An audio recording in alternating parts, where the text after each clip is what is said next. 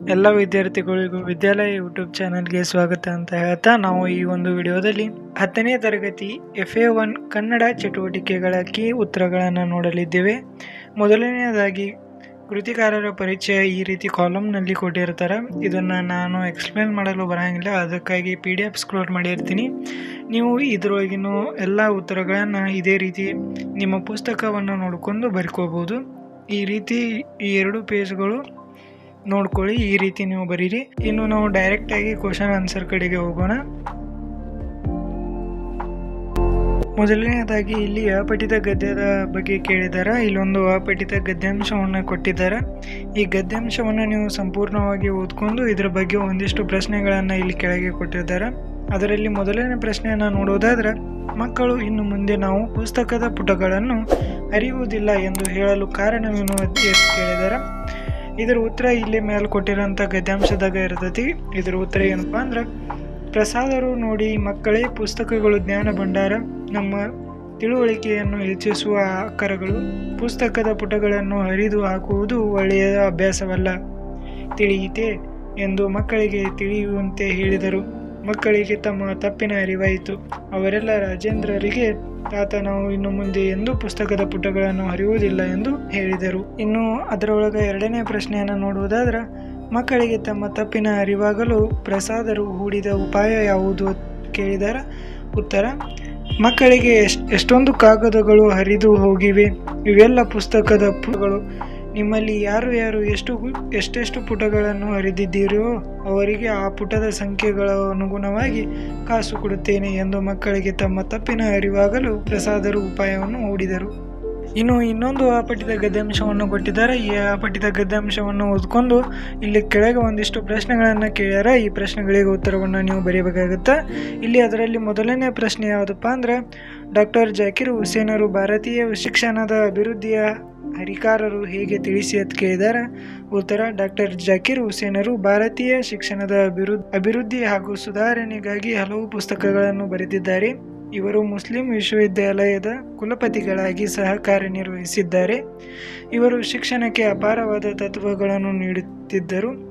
ಉನ್ನತ ಶಿಕ್ಷಣಕ್ಕೆ ಹೆಸರಾದ ದೆಹಲಿ ಜಾಮಿಯಾ ಮಿಲಿಯಾ ವಿಶ್ವವಿದ್ಯಾಲಯಕ್ಕೆ ಇವರೇ ಸ್ಥಾಪಕರಾಗಿದ್ದರು. ಇನ್ನು ಅದರಲ್ಲಿ ಎರಡನೇ ಪ್ರಶ್ನೆಯನ್ನು ನೋಡುವುದಾದ್ರೆ, ವಿದ್ಯಾರ್ಥಿಗಳಿಗೆ ಶಿಸ್ತನ್ನು ಕಲಿಸುವಲ್ಲಿ ಡಾಕ್ಟರ್ ಜಾಕಿರ್ ಹುಸೇನರು ಯಶಸ್ವಿ ಸಾಧಿಸಿದ ಬಗ್ಗೆ ಹೇಗೆ ಅಂತ ಕೇಳಿದ್ದಾರೆ. ಉತ್ತರ, ಹುಸೇನರ ಮಾತನ್ನು ವಿದ್ಯಾರ್ಥಿಗಳು ಮೀರುತ್ತಿದ್ದರು. ಆದ್ದರಿಂದ ವಿಶ್ವವಿದ್ಯಾಲಯದ ಪ್ರವೇಶ ದ್ವಾರದಲ್ಲಿ ಒಬ್ಬ ಬೂಟ್ ಪಾಲಿಶ್ ಮಾಡುವವನು ವೇಷದಲ್ಲಿ ಕುಳಿತಿದ್ದರು. ಇದನ್ನು ವಿದ್ಯಾರ್ಥಿಗಳು ಗಮನಿಸಿದರು. ಅವರ ಕೈಯಲ್ಲಿ ಪಾಲಿಶ್ ಡಬ್ಬಿ ಬ್ರಷ್ ಹಿಡಿದಿದ್ದನ್ನು ಕಂಡು ನಾಚಿಕೆಯನ್ನು ವ್ಯಕ್ತಪಡಿಸಿದರು. ಆದ್ದರಿಂದ ವಿದ್ಯಾರ್ಥಿಗಳಿಗೆ ಇದನ್ನೆಲ್ಲ ಗಮನಿಸಿ ತಮ್ಮ ತಪ್ಪಿನ ಅರಿವಾಯಿತು. ಇನ್ನು ಚಟುವಟಿಕೆ 2 ರೂಪನಾತ್ಮಕ ಮೌಲ್ಯಮಾಪನ FA1 ಅದರೊಳಗೆ ಪತ್ರ ಲೇಖನ ವ್ಯಾವಹಾರಿಕ ಪತ್ರ ಬರೆಯತ್ತೆ ಕೇಳಿದ್ದಾರೆ. ಕ್ವಶನ್ ಏನಪ್ಪಾ ಅಂದ್ರೆ, ನಿಮ್ಮನ್ನು ಚಳ್ಳಿಕೆರೆಯ ಸರ್ಕಾರಿ ಪ್ರೌಢಶಾಲೆಯ ವಿದ್ಯಾರ್ಥಿ ಮನು ಎಂದು ಭಾವಿಸಿಕೊಂಡು ವರ್ಗಾವಣೆ ಪತ್ರ ಹಾಗೂ ಅಂಕಪಟ್ಟಿಯನ್ನು ನೀಡುವಂತೆ ಕೋರಿ ನಿಮ್ಮ ಮುಖ್ಯೋಪಾಧ್ಯಾಯರಿಗೊಂದು ಮನವಿ ಪತ್ರ ಬರೆಯಿರಿ ಅಂತ ಕೇಳಿದ್ದಾರೆ. ಆ ಮನವಿ ಪತ್ರದ ಎಲ್ಲ ಕಾಲಮ್ಗಳನ್ನು ಅವರ ಕೊಟ್ಟಿದ್ದಾರೆ. ನೀವು ಅದರೊಳಗೆ ಇನ್ಫಾರ್ಮೇಷನನ್ನು ಫಿಲ್ ಮಾಡ್ಕೊತ ಹೋಗ್ಬೇಕು. ಈಚೆಗಡೆ ದಿನಾಂಕ ನಿಮಗೆ ಯಾವುದು ಸೂಟೇಬಲ್ ಅದನ್ನ ಹಾಕಿ, ಮತ್ತು ಸ್ಥಳ ಅವರ ಕೊಟ್ಟಿದ್ದಾರೆ, ಚಳ್ಳಿಕೆರೆ. ಮತ್ತು ಇವರಿಂದ ಈ ಸೈಡ್ ಇವರಿಂದ ಇದೆಲ್ಲ ಇಲ್ಲಿ ಮನು ಸರ್ಕಾರಿ ಪ್ರೌಢಶಾಲೆ ಚಳ್ಳಿಕೆರೆ. ಮತ್ತು ಇವರಿಗೆ ಯಾರಪ್ಪ ಅಂದ್ರೆ ಮುಖ್ಯೋಪಾಧ್ಯಾಯರಿಗೆ ಸರ್ಕಾರಿ ಪ್ರೌಢಶಾಲೆ ಚಳ್ಳಿಕೆರೆ. ಇನ್ನು ಅದರ ತಳಗ ಮಾನ್ಯರೇ ಇದೆ. ವಿಷಯ ಏನಪ್ಪ ಅಂದ್ರೆ, ವರ್ಗಾವಣೆ ಪತ್ರ ಹಾಗೂ ಅಂಕಪಟ್ಟಿಯನ್ನು ನೀಡುವಂತೆ ಕೋರಿ.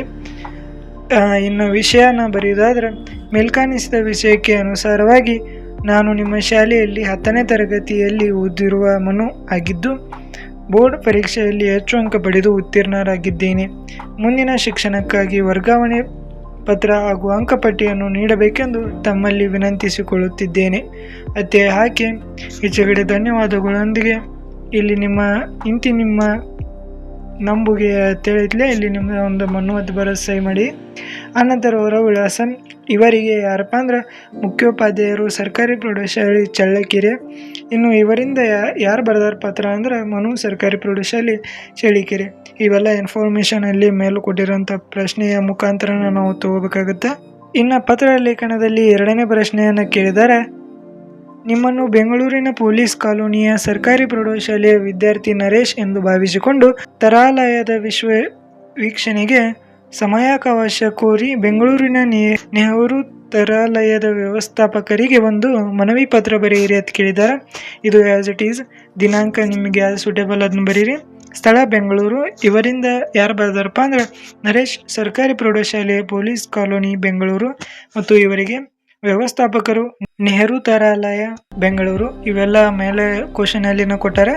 ಇನ್ನು ಮಾನ್ಯರೇ, ವಿಷಯ ತಾರಾಲಯದ ವೀಕ್ಷಣೆಗೆ ಸಮಯಾವಕಾಶವನ್ನು ಕೋರಿ ಮೇಲ್ಕಾಣಿಸಿದ ವಿಷಯದ ಅನ್ವಯ ಸರ್ಕಾರಿ ಪ್ರೌಢಶಾಲೆಯ ವಿದ್ಯಾರ್ಥಿ ನರೇಶ್ ಆಗಿದ್ದು, ನಾನು ತಮ್ಮಲ್ಲಿ ಕೇಳಿಕೊಳ್ಳುವುದೇನೆಂದರೆ, ನಮ್ಮ ಶಾಲೆಯಲ್ಲಿ ಸುಮಾರು 200ಕ್ಕೂ ಹೆಚ್ಚು ವಿದ್ಯಾರ್ಥಿಗಳು ಓದುತ್ತಿದ್ದು, ನಮ್ಮ ಶಿಕ್ಷಕರು ತಾರಾಲಯದ ವೀಕ್ಷಣೆಗೆ ಕರೆದುಕೊಂಡು ಹೋಗಲು ನಿರ್ಧರಿಸಿದ್ದು, ನೀವು ನಮಗೆ ಒಂದು ದಿನಾಂಕವನ್ನು ನಿಗದಿಪಡಿಸಿಕೊಟ್ಟರೆ ನಾವು ಆ ದಿನಾಂಕದಂದು ಬಂದು ತಾರಾಲಯದ ವೀಕ್ಷಣೆಯನ್ನು ಮಾಡುತ್ತೇವೆ.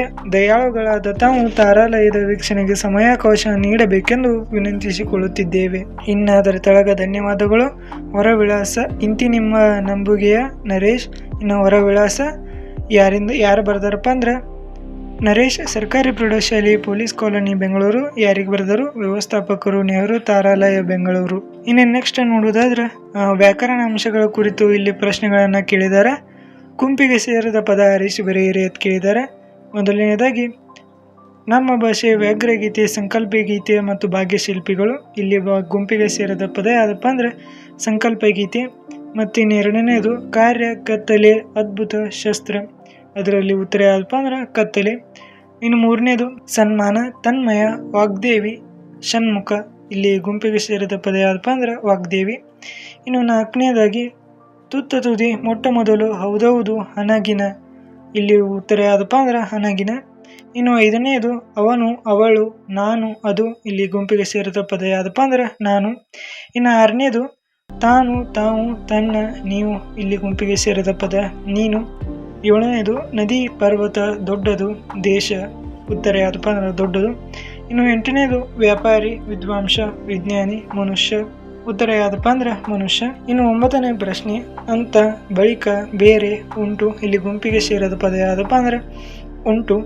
ಇನ್ನು ಕೊನೆಯದಾಗಿ ಹತ್ತನೇದು ಮತ್ತು, ಅಥವಾ, ಆದ್ದರಿಂದ, ಸಾಕು. ಯಾವುದಪ್ಪ ಅಂದ್ರೆ ಸಾಕು. ಇಲ್ಲಿ ಗುಂಪಿಗೆ ಸೇರಿದ ಪದ ಆಗಿದೆ.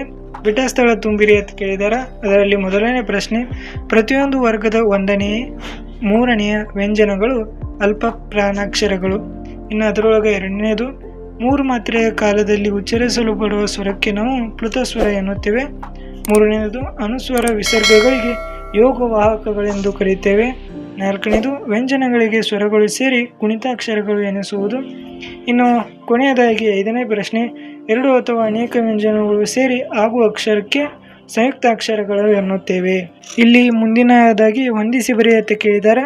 ಇಲ್ಲಿ ಎ ಪಟ್ಟಿ, ಬಿ ಪಟ್ಟಿ ಮತ್ತು ಸರಿಯಾದ ಉತ್ತರಕ್ಕೆ ಕಾಲಂಗಳನ್ನು ಕೊಟ್ಟಿದ್ದಾರೆ.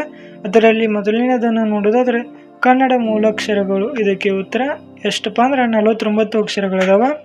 ಅನುನಾಸಿಕ ಅಕ್ಷರಗಳು ಎಷ್ಟಪ್ಪ ಅಂದ್ರೆ 5 ಅನುನಾಸಿಕಗಳದಾವ. ಯೋಗವಾಹಕಗಳು ಎಷ್ಟದವಪ್ಪ ಅಂದ್ರೆ 2 ಅದಾವ. ಮತ್ತು ದೀರ್ಘ ಸ್ವರಗಳು 7 ಮತ್ತು ವರ್ಗೀಯ ವ್ಯಂಜನಗಳು 25 ಅಕ್ಷರಗಳದಾವ. ಈ ರೀತಿ ಅವುಗಳ ಉತ್ತರವನ್ನು ಬರೀಬೇಕಾಗುತ್ತೆ. ಇಲ್ಲಿ ಕೂಡ ಇನ್ನೊಂದಿಷ್ಟು ಹೊಂದಿಸಿ ಬರೆಗಳನ್ನು ಕೇಳಿದ್ದಾರೆ. ಅದರಲ್ಲಿ ಮೊದಲನೇದಾಗಿ ಬೇಗ ಬೇಗ. ಇದಕ್ಕೆ ಉತ್ತರ ಯಾವುದಪ್ಪ ಅಂದ್ರೆ ದ್ವಿರುಕ್ತಿ ಆಗೈತಿದೆ. ಜುಳು ಜುಳು ಇದು ಅನುಕರಣ ವ್ಯಯ. ಸತಿಪತಿ ಇದು ಜೋಡು ನುಡಿ ಆಗಿದೆ. ಕಾರ್ಯ ಇದರ ಉತ್ತರ ಕಜ್ಜ. ಮತ್ತು ಕಂಬನಿ ಇದರ ಉತ್ತರ ಯಾವುದಪ್ಪ ಅಂದ್ರೆ ಆದೇಶ ಸಂಧಿ. ಲಲಿತ ಪ್ರಬಂಧ ವ್ಯಾಘ್ರಗೀತೆಯಾಗಿದೆ. ಇಮ್ಮಡಿ ದ್ವಿಗು ಸಮಾಸವಾಗಿದೆ. ಪುಸ್ತಕ ಹೊತ್ತಿಗೆ. ವದನಾರವಿಂದ ರೂಪಕ ಅಲಂಕಾರ. 4 ಸಂಖ್ಯಾವಾಚಕ. ಈ ಹೊಂದಿಸಿ ಬರೆಯಲ್ಲಿ ದ್ವಿರುಕ್ತಿಗಳನ್ನು ಕೇಳಿದಾರ. ಪಾಠದ ಲೇಖಕರ ಹೆಸರನ್ನು ಕೇಳಿದಾರ. ಅಲಂಕಾರಗಳನ್ನು ಕೇಳಿದಾರ. ಸಮಾಸ ಕೇಳಿದಾರ. ಮತ್ತು ಸಂಧಿಗಳ ಮೇಲೆ ಪ್ರಶ್ನೆಗಳನ್ನು ಕೇಳಿದ್ದಾರೆ. ಇನ್ನು ಮುಂದಿನದು ಇಂದು ಮುಂದಾಗಿರುವ ಅಕ್ಷರಗಳನ್ನು ಸರಿ ರೂಪಕ್ಕೆ ಬರೆಯೋಣ ಅಂತ ಕೇಳಿದ್ದಾರೆ.